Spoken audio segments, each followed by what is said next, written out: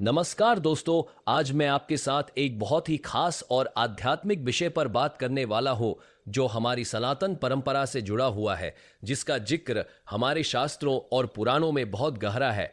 और ये बात है उन तीन खास समय की जब भगवान स्वयं हमारे घर में आते हैं। हाँ दोस्तों, आपने सही सुना, भगवान खुद हमारे घर में पधारते हैं लेकिन हम उन्हें पहचान नहीं पाते क्योंकि हम उन्हें देखने की कोशिश करते हैं जबकि उन्हें महसूस करना होता है। तो चलिए आज की इस आध्यात्मिक यात्रा में मैं आपको ले चलता हूं उन तीन पवित्र घड़ियों की तरफ जहां भगवान अपनी कृपा और आशीर्वाद लेकर हमारे द्वार पर दस्तक देते हैं। सबसे पहले मैं आपको बताना चाहूंगा कि ये केवल एक कहानी या कोई असंबद्ध चर्चा नहीं है, बल्कि ये हमारे वेदों, पुराणों और महान संतों के अनुभवों से निकल कर आया हुआ एक सत्य है जो हजारों सालों से हमारे समाज में प्रवाहित हो रहा है। तो अगर आप भी अपने जीवन में भगवान की कृपा चाहते हैं, अगर आप भी चाहते हैं कि आपके घर में सुख, शांति और समृद्धि हो, तो इस वीडियो को अंत तक जरूर देखिए क्योंकि आज का ज्ञान आपकी जिंदगी बदल सकता है। तो दोस्तों, पहला समय है जब कोई अतिथि या मेहमान आपके घर आता है। हाँ, बिल्कुल सही सुना आपने। हमारे सनातन धर्म में एक बहुत ही सुंदर विचार है। अतिथि यानी मेहमान भगवान के स्वरूप होते हैं। अब आप सोचोगे कि यह कैसे संभव है, कैसे कोई आम इंसान भगवान हो सकता है।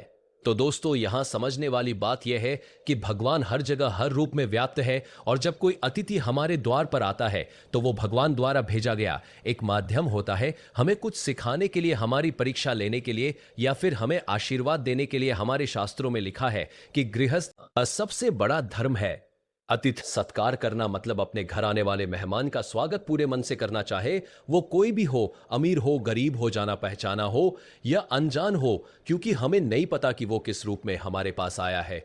शायद वो हमारी परीक्षा लेने आया हो, शायद वो हमें कुछ संदेश देने आया हो, या शायद हमें आशीर्वाद देने आया हो। हमारे पुराणों में अनेकों कथाएं हैं जहां भगवान स्वयं साधु के रूप में, ब्राह्मण के रूप में या किसी जरूरतमंद के रूप में लोगों के घर गए, और जिन्होंने उनका सत्कार किया उन्हें भगवान ने अपार आशीर्वाद दिए।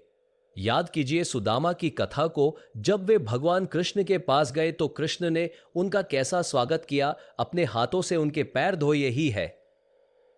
अतिथि सत्कार की महिमा। इसलिए दोस्तों, जब भी कोई आपके घर आए तो उसे भगवान का रूप मानकर उसका स्वागत करे, उसे भोजन कराए, उसकी सेवा करे, उससे प्रेम से बात करे, क्योंकि हो सकता है कि उस रूप में भगवान ही आपके घर आए हो। और जो अतिथि का सत्कार करता है, भगवान उसके घर में हमेशा के लिए वास करते हैं। उसके घर में कभी भी अन्न धन की कमी नहीं होती और उसके परिवार में सुख शांति बनी रहती है। एक और बात ध्यान रखने वाली है कि अतिथि सत्कार करते समय हमें किसी भी प्रकार का भेदभाव नहीं करना चाहिए, चाहे वो अमीर हो या गरीब, चाहे वो हमारा दोस्त हो या कोई अनजान, सबके साथ समान व्यवहार करना चाहिए, क्योंकि भगवान हर रूप में आ सकते हैं और हमारी परीक्षा ले सकते हैं। महाभारत में एक कथा है जब एक गरीब ब्राह्मण युधिष्ठिर के महल में आया और युधिष्ठिर ने उसका पूरे सम्मान के साथ स्वागत किया, उसे भोजन कराया और दक्षिणा दी, तो वह ब्राह्मण बहुत प्रसन्न हुआ और उसने युधिष्ठिर को आशीर्वाद दिया। बाद में पता चला कि वो ब्राह्मण कोई और नहीं बल्कि स्वयं भगवान धर्मराज थे, जो युधिष्ठिर की परीक्षा लेने आए थे। तो देखिए दोस्तों, कैसे भगवान अलग अलग रूपों में हमारे पास आते हैं और हमारी परीक्षा लेते हैं। इसलिए हमें हमेशा सतर्क रहना चाहिए और हर अतिथि का सम्मान करना चाहिए। अब आते हैं दूसरे समय पर जब भगवान स्वयं आपके द्वार पर आते हैं, और वो समय है जब कोई गरीब, जरूरतमंद, भिखारी या असहाय व्यक्ति आपके दरवाजे पर सहायता मांगने आता है। हाँ दोस्तों, ये बहुत ही महत्वपूर्ण बात है जिसे हम अक्सर नजरअंदाज कर देते हैं। हम सोचते हैं कि ये तो एक साधारण भिखारी है, लेकिन हमारे शास्त्रों में कहा गया है कि दरिद्र नारायण यानी गरीब में ही नारायण का वास होता है। भगवान ने स्वयं गीता में कहा है कि मैं हर प्राणी में विद्यमान हूं और जो मेरे भक्त मेरे किसी भी रूप में मेरी सेवा करते हैं, मैं उनसे प्रसन्न होता हूं। इसलिए जब कोई जरूरतमंद आपके द्वार पर आता है तो समझ लीजिए कि भगवान ने आपको दान पुण्य करने का एक अवसर दिया है। आपकी परीक्षा ली जा रही है कि आप कितने दयालु हैं, कितने संवेदनशील है। देखिए दोस्तों, आजकल के इस आधुनिक युग में हम इतने व्यस्त हो गए हैं, इतने स्वार्थी हो गए हैं कि हमारे पास अपनों के लिए भी समय नहीं है। तो गरीबों की तो बात ही क्या, लेकिन हमें यह नहीं भूलना चाहिए कि जो हमारे पास है वो सब भगवान की कृपा से ही है, और उस कृपा का एक हिस्सा उन लोगों के साथ बांटना हमारा धर्म है जिनके पास कुछ नहीं है। हमारे पुराणों में राजा बलि की कथा है, जब भगवान विष्णु स्वयं वामन रूप में उनके पास भिक्षा मांगने गए और राजा बलि ने बिना किसी संदेह के उन्हें दान दिया। परिणाम स्वरूप भगवान ने उन्हें अमरता का वरदान दिया। यह है दान की महिमा, यह है सेवा की शक्ति। इसी प्रकार कर्ण की दानवीरता भी बहुत प्रसिद्ध है। कर्ण ने अपने जीवन में कभी भी किसी याचक को खाली हाथ नहीं लौटाया। चाहे उसके पास कुछ भी हो या ना हो, वो हमेशा कुछ ना कुछ दान जरूर करता था, और इसी दानवीरता के कारण वे इतिहास में अमर हो गया। इसलिए मेरा आप सभी से निवेदन है, जब भी कोई गरीब जरूरतमंद आपके घर आए तो उसे भगवान का रूप समझकर यथाशक्ति उसकी मदद जरूर करे। चाहे आप उसे भोजन दे, कपड़े दे, पैसे दे या सिर्फ प्यार से दो शब्द बोले, लेकिन उसे खाली हाथ मत लौटाए, क्योंकि जो गरीबों की सेवा करता है भगवान उसके सारे कष्ट हर लेते हैं और उसके जीवन में सुख समृद्धि लेकर आते हैं।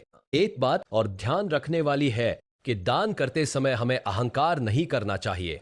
हमें यह नहीं सोचना चाहिए कि हम बहुत बड़ा काम कर रहे हैं, बल्कि हमें विनम्रता के साथ दान करना चाहिए और यह समझना चाहिए कि भगवान ने हमें यह अवसर दिया है कि हम किसी की मदद कर सके। गीता में कहा गया है कि सात्विक दान वो होता है जो बिना किसी अपेक्षा के सही समय पर सही व्यक्ति को दिया जाता है।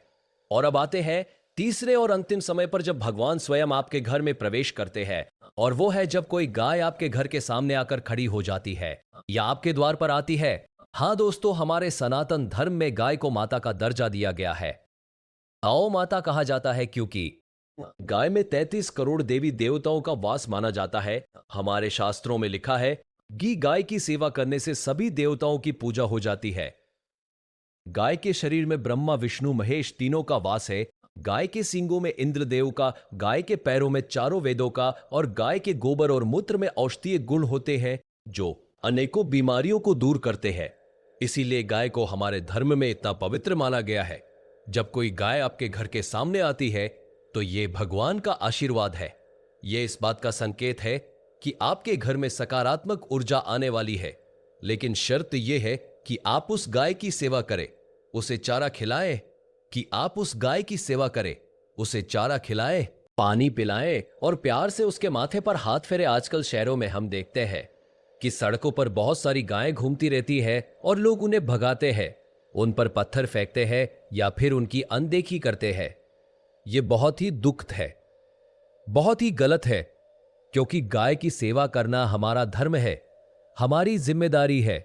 हमारे पुराणों में अनेकों कथाएं हैं जहां गाय की सेवा करने से लोगों के जीवन में चमत्कार हुए हैं, उनकी सारी समस्याएं दूर हो गई है। भगवान कृष्ण स्वयं गोपाल थे, गायों के पालनहार थे, और उन्होंने गोवर्धन पर पर्वत उठाकर गायों और गोपियों की रक्षा की थी।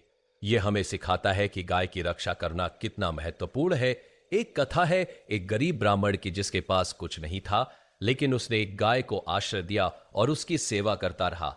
धीरे धीरे उस ब्राह्मण के जीवन में समृद्धि आने लगी, उसके घर में अन्न धन की कमी नहीं रही और वो सुखी हो गया। ये सब गाय की कृपा से हुआ। इसलिए दोस्तों, जब भी कोई गाय आपके घर के सामने आए तो उसे भगवान का प्रसाद समझे, भगवान का आशीर्वाद समझे और पूरे भाव से उसकी सेवा करे। रोज सुबह अगर आप गाय को रोटी खिला सकते हैं तो जरूर खिलाएं। गाय के गोबर से अपने घर को पवित्र करें और गाय के प्रति सम्मान रखें, क्योंकि गाय की सेवा से आपके घर में लक्ष्मी का वास होता है, आपके घर में बरकत आती है और आपके सारे पाप धुल जाते हैं। वैज्ञानिक दृष्टि से भी देखें तो गाय का दूध अत्यंत पौष्टिक होता है। गाय का घी सबसे शुद्ध माना जाता है।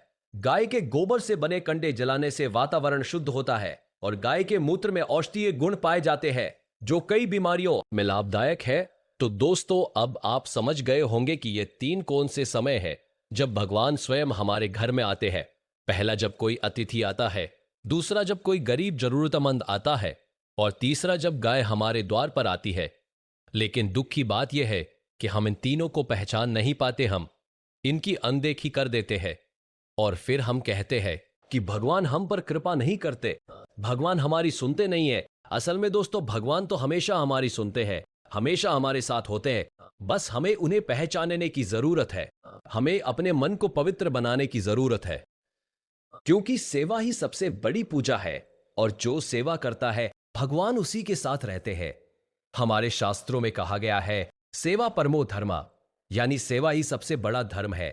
इसलिए अगर आप भी चाहते हैं कि भगवान आपके घर में वास करे, आपके जीवन में सुख शांति समृद्धि हो, तो आज से ही संकल्प ले कि आप इन तीनों अवसरों को नहीं गंवाएंगे। जब भी कोई अतिथि आए उसका पूरे मन से स्वागत करेंगे, जब भी कोई जरूरतमंद आए उसकी यथाशक्ति मदद करेंगे, और जब भी गाय दिखे उसे चारा पानी खिलाएंगे।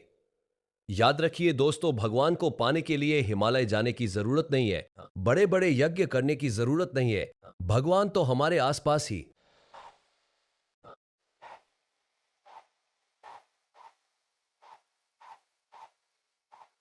समय उन्हें पहचानने की नजर चाहिए और उनकी सेवा करने का भाव चाहिए। तुलसीदास जी ने भी कहा है, सेवक सेव्य भाव बिनु भव न तरिया उतरई, यानी सेवा के भाव के बिना इस संसार सागर को पार नहीं किया जा सकता। तो दोस्तों, आज से ही शुरू कर दीजिए, अपने जीवन में इन 3 बातों को अपनाइए। देखिए आपके जीवन में कैसा चमत्कार होता है, आपके घर में कैसी सकारात्मक ऊर्जा आती है और कैसे भगवान की कृपा बरसती है। अंत में मैं आप सभी से यही कहना चाहूंगा कि भगवान हर जगह है, हर रूप में है, बस हमें उन्हें देखने की दृष्टि चाहिए और उनकी सेवा करने का मन चाहिए। अगर आपको यह वीडियो अच्छा लगा हो तो लाइक जरूर करें, शेयर करें और चैनल को सब्सक्राइब करना ना भूलें, ताकि ऐसे ही आध्यात्मिक ज्ञान से भरे वीडियो आप तक पहुंचते रहे। धन्यवाद। जय श्री कृष्णा।